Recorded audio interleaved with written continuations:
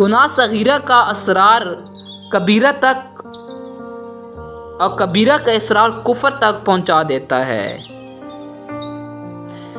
امامت کبھی نہ چھوڑنا، اس سے نماز محفوظ رہے گی۔ سندل اس کلہاڑے کا منہ بھی خوشبودار کر دیتا ہے جو اسے کاٹتا ہے۔ زبردست گناہوں کا کفارہ زیر دستوں کی امداد کرنا ہے اور درمندگان کی دستگیری ہے۔ عورت کے لیے افضل نماز وہی ہے جو مکان کے اندر در اندر ہو۔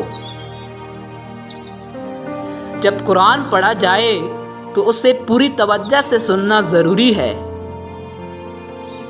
عورت کا معنی مخفی چیز کے ہیں، اس لیے اس کے حقیقی استعافت گھر کے اندر ہی رہنے میں ہے۔ برائی کو حکمت و بصیرت سے روکو، ورنہ یہ تمہیں نیکی سے روک دے گی۔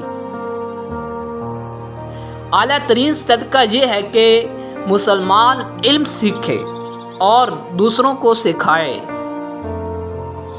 حق پر قائم رہنے والے مقدار میں کم ہوتے ہیں اور منزلت و اقدار میں زیادہ ہیں۔